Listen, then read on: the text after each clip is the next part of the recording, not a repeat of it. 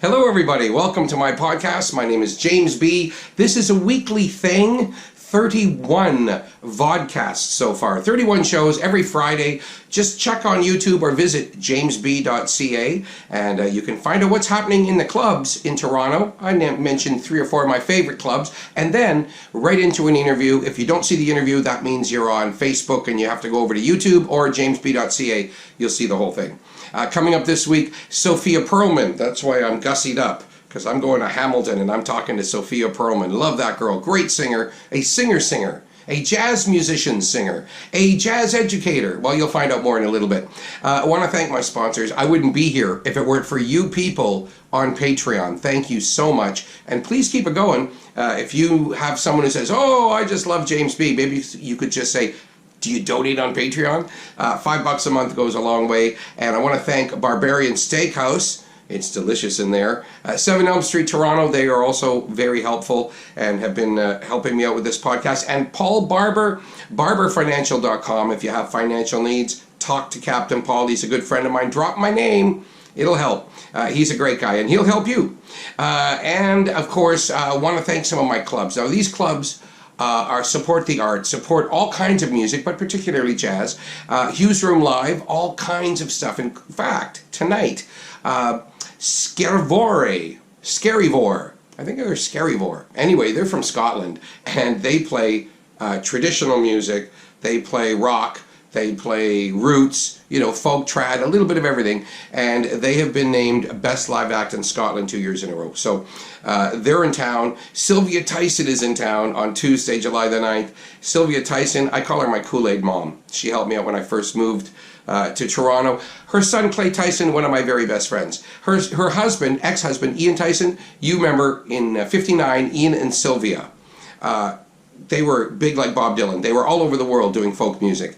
And then, 62, before I was born, Sylvia Tyson wrote, You Were on My Mind. Unbelievable. What a talent. So she has the Order of Canada. She has done so much for arts and culture. She's made 10 albums of her own, more with quartet, and she's playing a solo show on Tuesday the night. So if you love folk music, get your butt over to Hughes Room Live. And this week, next time, coming up on Friday next week, the Winter Garden Orchestra presents a Midsummer Night theme. So if you like the movie Some Like It Hot or The Great Gatsby, you're going to love this music. Jazz Bistro, Jacqueline Whittall is performing tonight. She's got an all-star band, and it's tomorrow night, Saturday.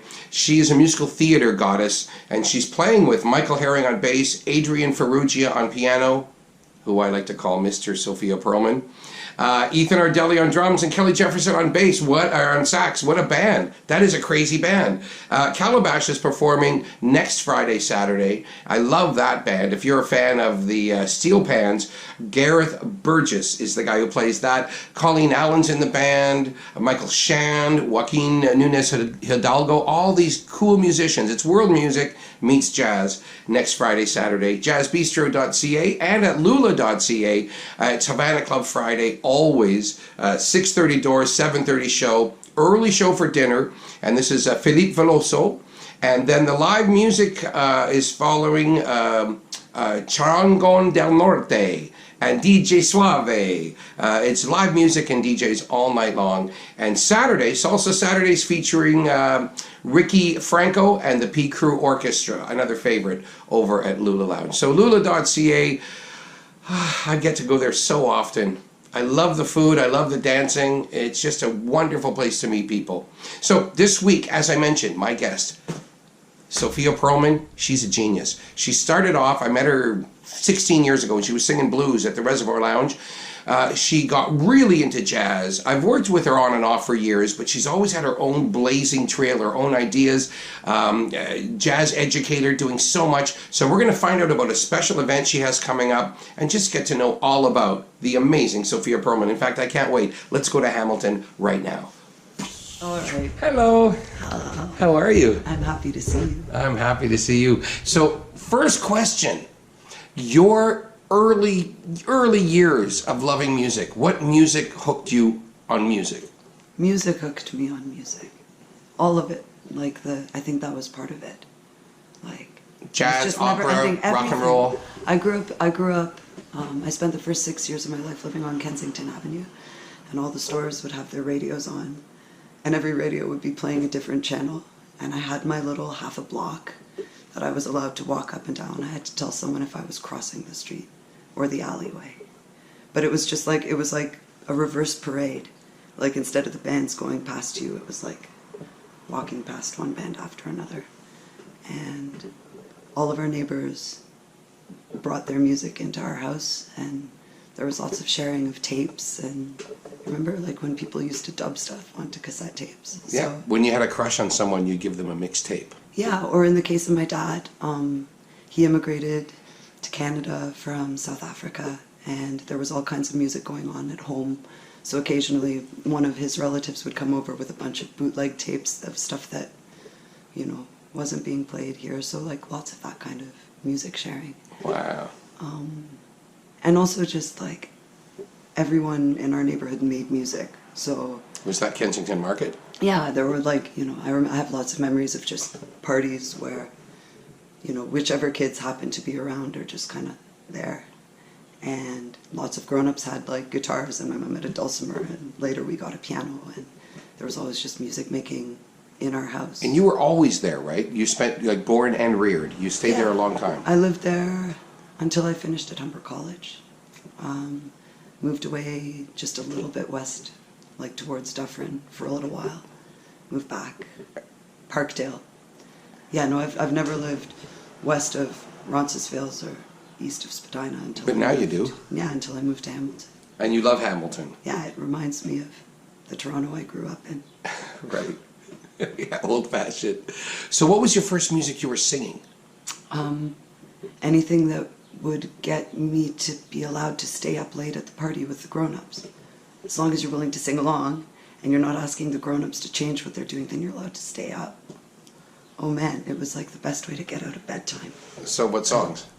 Oh God, I remember them saying, there was like Harry Belafonte and Bob Dylan and Joni Mitchell and all kinds of music that, you know, I almost forgot knowing, and then you rediscover it and you're like, oh yeah, that's locked away in my brain. I just got to sing with James Bee for the first time, which was amazing, and realizing that it was my mom who had that record, and that's why, even though I hadn't listened to her in a little while, I'm like, oh no, it's that, oh right, okay. You know Jaymz Bee It was in the back of your head, but you've known her for forever. Just, you know, people's music, kind of, lots of Paul Simon.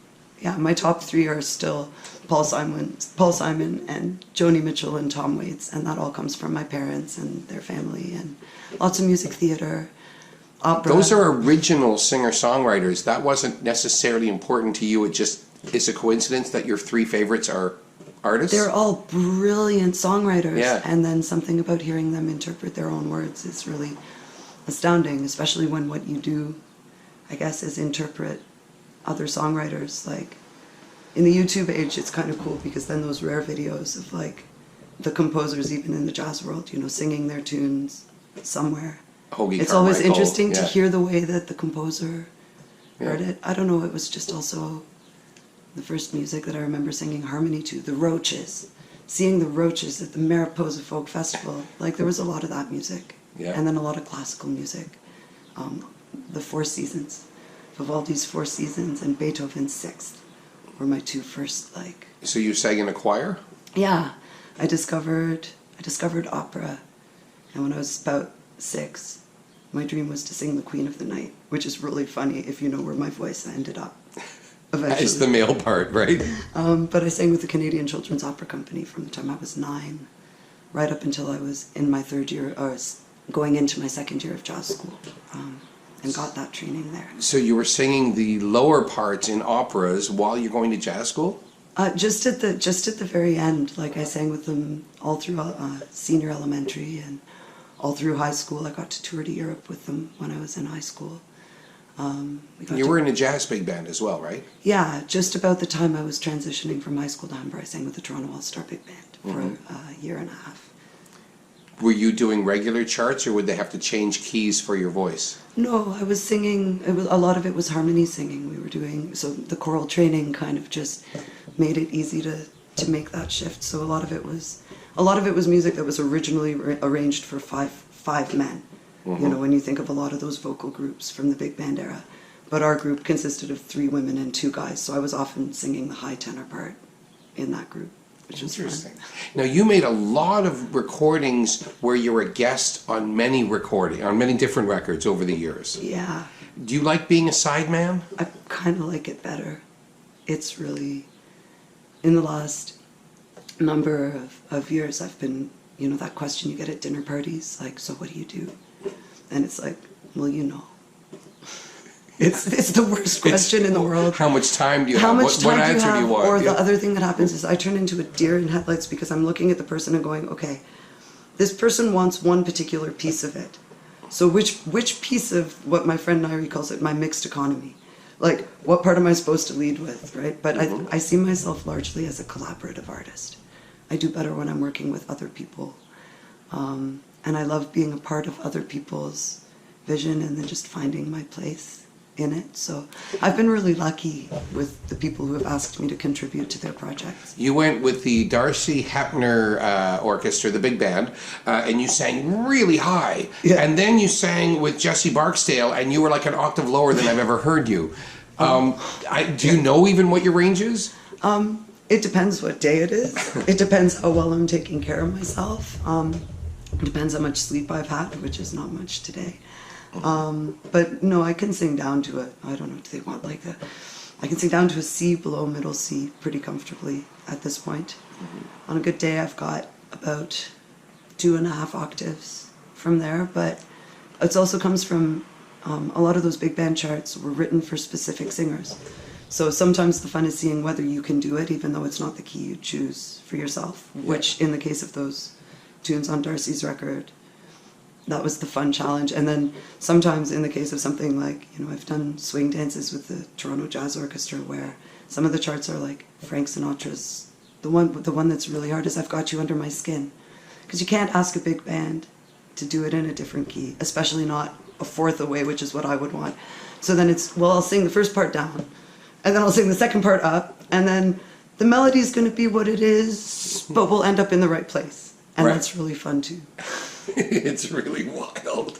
So the TJO, the RJO, Babes in Jazzland, Brandy Disterhalf, the Vipers, your own husband, Adrian Ferrugia. You have performed with so many people. I'm really lucky. Yeah. I'm so lucky. And we have such a wealth of talent in our community. I kind of don't even want to use the word talent. We have this brilliant wealth of creativity in our community. And you know, I'm really missing my best pal who moved away. I'm really missing Tara Hazelton. You worked with Tara Hazelton for years, just the two of you doing some music. Yeah, our meeting was really funny because we kept crisscrossing paths.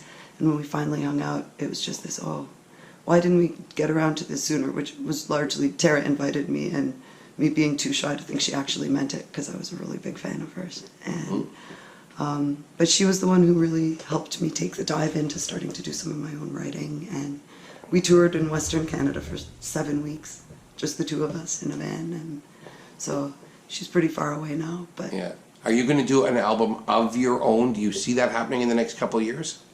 I don't know. I think right now I'm really focused on, I've realized that I really don't like recording studios is part of it. So any recording I've been doing has largely been like under highway bridges. I'm having a lot of fun playing with acoustics and learning about recording. I don't really see myself as a recording artist. For me, it's always been about live practice. I like performing. I like facilitating. I've done some incredible collaborations. I've done 2 fascinating theater collaborations in the last 12 months. One at Soul Pepper for Remembrance Day with Miranda Mulholland last year that involved having to get over my issues of reading text in front of an audience again. And working with Rebecca Northen at the Stratford Festival for a workshop of an undiscovered Shakespeare. Like, that's where I'm more interested, and recording requires you to stop what you're doing. And I kind of don't have time right now. Right. Well, I first saw you maybe 4 or 5 years ago singing to children at Jazz FM, their Jazz for Kids program. And then all of a sudden I noticed you're doing a lot of stuff with kids right now. Is that something that you always wanted to do, or did that fall into your lap? It's funny. in some ways, it's something I always really resisted doing. You know, well-intentioned teachers telling me I should go to teachers' college. Like, I'm the oldest of 4 kids, and so we're sort of 3 years apart, and 3 years apart, and 4 years apart. My babyest brother is 10 years my junior. So there was always a horde of kids around, and I was generally always the oldest person there. When I started my new job, I had to say that I started my arts mentorship career in 2000, which gave me pause. That's like, it's just something I fell into. It was something that adults around me recognized in me. And when I said I didn't want to go to teachers' college, or when it became evident that I just didn't have the disposition to be a classroom teacher, they just found other ways. So I was really lucky to start working at the Canadian Opera Company for Linda Hill and Sandy Boyce and Carolyn Holloway, who ran their education department. And so it's always been the other thing that I do and the other source of my income, and I've grown to really love it. Right. I mean, you've been really immersed in it lately. Yeah. Tell me a little bit about Under the Willows. Under the Willows is my job for July, and it's an incredible arts program run out of the Linwood Charlton Centre, or in affiliation with the Linwood Charlton Centre in Hamilton, where I live. And it's just, it's wonderful as an artist who also works with kids to be involved in a program where the focus isn't on curriculum. Like, the kids are really encouraged to just free play and to collaborate with 6 different artists who are all just engaged in practice. There's dramatic play, and then there's a giant pile of clay. And people are doing big art and small art, and we're encouraged to not come in with too much of a plan, which for my brain is just such a lovely summer holiday. It sounds like where I want to go, but I'm not eligible. No, I think I'm really lucky that I'm an artist and I get to go. And then in August, I get to go back to Interprovincial Music Camp in Barrie Sound, which is the place where I made the decision not to go to journalism school. So I'm really excited. Wow. What was that? That was my plan up to grade 11. They made us take that. Wow! Ow!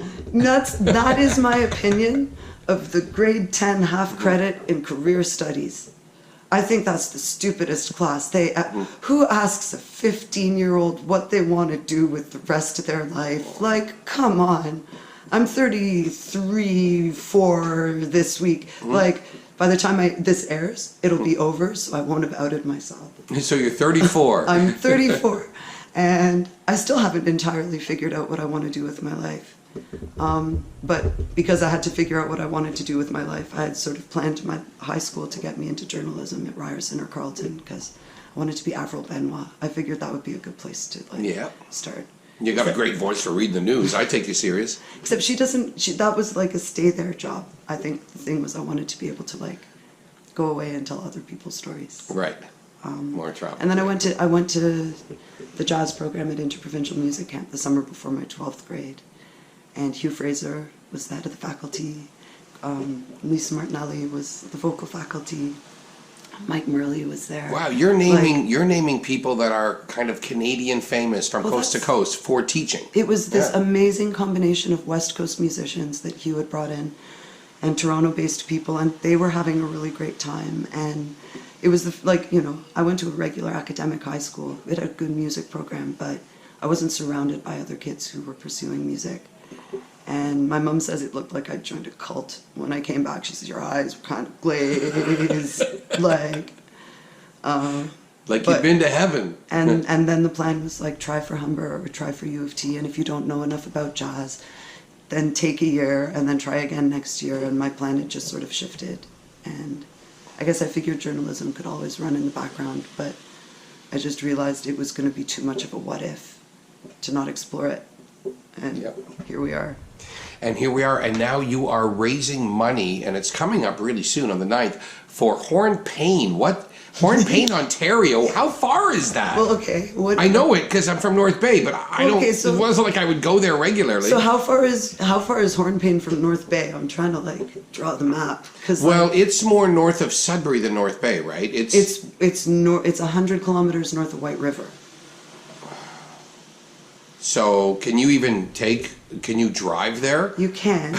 if you're taking either of the two I thought you highways might need a that- plane or a helicopter to get So there. basically, like, I've started to get used to this, and forgive me, Hornepayne friends, if you're watching this, it's a gross oversimplification for Southern Ontario people like me. But what I have said is, if you look at a map of Ontario, and you put one finger on Sault Ste. Marie, and you put the other finger on Thunder Bay, so that you're kind of around the top of Lake Superior. Okay. And then it's not going to be an equal triangle, but if you start drawing a triangle up until it meets on Highway 631, that's so. The thing that's awesome about Hornepayne is if you scale the map back and try to put a pin exactly in the center of the province of Ontario, that's Hornepayne. Wow. They are like pretty much the geographic center, even though they feel really far north to us. There's still so much province beyond the highway, right? So Right. I mean, yeah, it's south of Jaymz Bay. yeah, so north if of you're- North Bay. So if you're taking the train, it's before you get to Sioux Lookout. Wow. But Okay. it's up there. So So what got you there in the first place? What on earth got you to Hornepayne, Ontario? okay, you've booked a tour in Canada. Yeah. So I've never had to do Hornepayne, but not that I wouldn't want to. Well, but here's the thing: when you book a tour in Canada, if you're a band leader, you're on the hook for you booking your tour, and then you're on the hook for taking care of a whole bunch of other people, right? And Tara and I had both been doing Canadian tours as leaders of jazz quartets, and we love our band. North Bay to Thunder Bay, 16 hours. Exactly, and Hornepayne's kind of halfway. Yeah. So we were trying to do a Western Canada tour. We were trying to save on our costs, and the reason we started the band was going, maybe if we can like not hire anyone else. We were trying to play 7 instruments between Right. us to make up for the musicians we just didn't want to hire. Yeah. So Via Rail offers this amazing program called Artists on Board, and if you are a single act or a duo act, and not just musician but practicing artist, you can apply to entertain the passengers on the Canadian, anywhere between Toronto and Vancouver. So we were traveling to Edmonton. Hornepayne is the second place where you're allowed to get off the train and actually stretch your legs. First one's Cape Rio, but that used to be in the middle of the night on the old schedule. So unless you were willing to set an alarm and hope that you weren't getting off the train in Cape Rio. So you traveled across the country on a train entertaining passengers and stretched your legs in Hornepayne and said, I gotta teach here. No, I didn't think so. It's the first, so you're walking up and down the platform, and the first time you get there, you're too scared to go anywhere but the platform because you know the train stop could get cut short and you don't want to be left behind in Hornepayne. Yeah. But you can sort of see the street, and there's a convenience store that if you're feeling really brave, you can boot it across and pick up whatever it is you need. But I think it was just, I've always lived in Southern Ontario. I've always lived in big cities in Southern Ontario. I'm not convinced that's how I want to live the rest of my life. I don't necessarily see it as being feasible for artists much longer. I mean, it's better here than it is in Toronto, but people here are starting to move to Brantford. Like, I mean, it's becoming a question how much longer artists can afford to live in the places where we're supposed to be working. And it's not an ideal scenario here. The commute's getting longer and longer as more people Right. move. So I guess I just was looking at it and I went, I've never heard of this place. And very clearly, this is a really thriving little community that I've never heard. It was just really just idle curiosity. It was just, I wonder who lives here. So I read a letter to the editor from 2014 about a development that had closed in town that was causing some problems. And I was still on Facebook at that point, so I looked the lady up, and it was about 3 years later, and I just sent her a message and said, what happened next?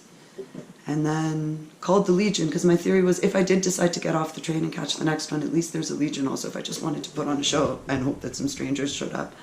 And the lady at the Legion said, well, if you're a musician, then the person you need to talk to is Mr. Jeremy at the high school, because he's the musician in town. Mm-hmm. So then I called Mr. Jeremy.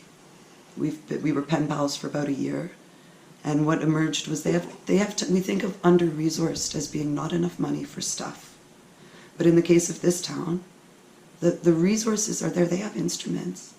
They have computers. The nearest piano teacher is in Sault Ste. Marie. And no one gets off the train for longer than 20 minutes to stretch their legs. So what we did was I wrote a letter. I was riding across by myself to go visit Tara in Alberta last year. I wrote the kids a letter, and I left it in the train station for them. And they wrote me back, and it was more just a question of, if I was here, with all these different things I do, and I needed to stick around for a few days. How could I make myself useful? And now we've got 9 musicians going, 9 artists, 9 practicing artists going up to Hornepayne to fill in the blanks where really all that's needed are people. Right. So it wasn't intended just to be kids. And what I love about what's happening up there is the fundraiser is to support a project where we're bringing Worst Pop Band up to work with the secondary school students. So describe the Worst Pop Band. Okay, so the Worst Pop Band Ever is a band that admittedly I've been following around for a really long time, and I followed them around enough that eventually they started inviting me to sing with me, probably just out of pity as much as anything else. And Tim Shaw, who is the band leader, has one of the greatest Senses of humor to call himself the worst pop band ever. Yes, and also that sense of humor translates into his composition, and it also translates into their choices of pop music and what they choose to do with it. So in terms of working with a bunch of kids to sort of look at songwriting and then looking at taking apart a song and making it your own and rearranging it, it's just, and also just the dynamic of the number of different instruments that they play that would give the kids in that community a little bit of mentorship and access. Like, it seemed like a really good fit there. Yeah, well, yeah, and they really open the kids' minds up as to what they can do with a song they already know. Beautiful. Tim has 3 kids. Drew Burston also has 3 kids, and there's such a, when I've seen Tim do workshops at Jazz FM, what I love is there's a real genuine respect for children, and when I've done those workshops at Jazz FM, my sort of test for someone new that I bring in is when the kids ask a question, do they use the same voice they use with me, or do they put on a kid voice? I don't like it when people put on a kid voice. Right. Kids No, really you guys smart. are always inspirational and never condescending. Yeah. Right. Yeah. So now I just have to come up with gas money. We're hoping for a train sponsorship to cover most of it. Mm-hmm. But there's a little chunk where we need to bring 4 musicians up and then drive them down to Sault Ste. Marie. Those kids are going to record their music with the Worst Pop Band in May at Oklahoma University at the new recording studio. Amazing. So you put this all together. I don't feel comfortable saying that I put this all together, because the whole point of this is that it's been a complete collaboration from beginning to end. And what's been astounding is just, you ask a question and the person just says, well, the answer is yes. And you're not even sure how you got to yes, because you're not even sure what question you'd ask. The township has covered all of our accommodation costs for I'm going up to do my last planning session in August. Mm-hmm. All of the different community partners are we are not paying for a single venue. We're not paying for a single permit. And everything is being spearheaded by the community based on some specific thing that they saw music as being able to enrich. So we're doing concerts by request with the long-term care facility, but also helping the caregivers collect the music that's important to specific residents and build playlists so that even if visiting artists aren't available, what's the point of music in memory if they didn't know the song to begin with? Right. Yeah. So that was a specific thing. We're doing outdoor music and unplugged music, acoustic music with the early years kids. It sounds like a blueprint for something a lot of people could be doing in a lot of small towns to keep the flow going, to keep communication going between people in a big city and people in a small town. And my guess is people in a small town will benefit, but people from the big city will actually see that there's life outside of the big city. So it's kind of a win-win there. Well, and really specifically, if you set aside where people live or need to live or choose to live, to go back, it's so hard to tour in Canada as an independent musician, because Canada is really big. And like, have you ever taken the Greyhound or the train, like from Vancouver? Because you do 4 days. Right. And then you cross over into Ontario and you're like, I'm almost home. And then you realize it's another day and a half Exactly. to get back. And so a lot of the time, at least in the jazz community, what ends up happening is artists end up skipping over Ontario altogether. They start at the basement in Saskatoon, or they start with a clinic in Winnipeg. And we have this mentality that nobody's there. But the thing is, that doesn't have to be a long distance if you're willing to be open to what a venue is or who an audience is. If you're willing to just say, we play music. We play this kind of music. We'd like to come and see you. You'll be amazed at the impact it has and also the support you have. I've never been treated so kindly as I went up for a week last Christmas, and my job was to be the resident assistant for the school Christmas concert. Me and Jillian McKenna, who's our amazing emerging arts mentor for this project, who's a Mohawk grad. We were just there as the whatever you need house musicians. Right. In the last week before the Christmas concert, and it was astounding what the kids came up with. Beautiful. So tell me where the event is Transact Club, right? I'm so on the 9th. On the 9th. And what can we expect? We're gonna open the doors at 7:30. We're gonna have a big old party. I'm gonna sing some tunes. Tim Shaw's gonna be there. Jill McKenna's gonna be there. I loathe announcing special guests for this stuff because, you know, your friends are doing you a favor. But suffice it to say, I now have a rhythm section and some of my very favorite fairy godparents coming down to help. And I'm sure you'll have a lot of the Toronto music glitterai. The people that get out and play a lot for charity, they'll be there. Well, there's a singer and a saxophone player who I largely met through you, who have said they'll come down. A couple of my favorite fairy godmothers. So. Yeah, it'll be pretty big. Well, I wish you luck with that, and I'm glad that you're spending your time half singing and half getting other people to sing. I think it's beautiful. I don't like singing by myself. You can take the girl out of choir, but ultimately, I'd much rather sing with other people. All right. Great to see you. Congratulations. Thank you. Back from Hamilton. That was really fun. Sophia Perlman is amazing. Now listen, if you have an idea of somebody that I should be interviewing, maybe you should write to me. Jaymzbee.ca is where you sign up for my newsletter. It's also where you can reach me. And I'd love to hear who you think I should be interviewing.